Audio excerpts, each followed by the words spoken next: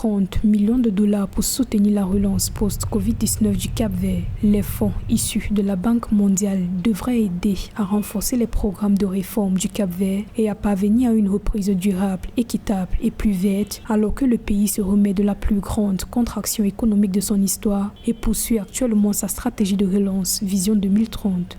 Le fait qu'il y ait 30 millions de dollars pour soutenir la relance post-Covid, ce serait une bonne chose. Ce sera un apport significatif pour essayer d'aider la population la plus vulnérable à s'en sortir et puis à remettre justement l'économie en marche pour que le Cap-Vert soit beaucoup plus vigilant sur certains éléments de son économie.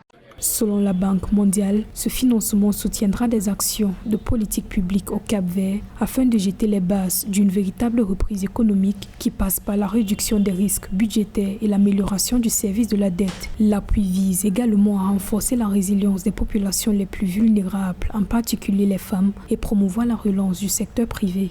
Ce sera un apport significatif pour essayer de soutenir la relance de certains secteurs et puis surtout aider les femmes qui sont très entreprenantes d'ailleurs dans toute l'Afrique et aussi dans les îles du Cap-Vert à avoir des moyens de subsistance pour leurs petits commerces et leurs petites entreprises. Parce que les femmes à travers l'Afrique doivent être aidées parce que c'est elles justement le moteur du développement de l'Afrique.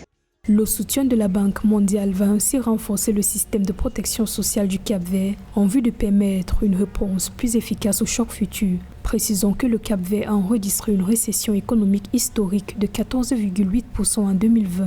La dette publique a dépassé 150% du produit intérieur brut et le tourisme, principal moteur de l'économie, a connu une nouvelle réduction de 60%, chiffres officiels.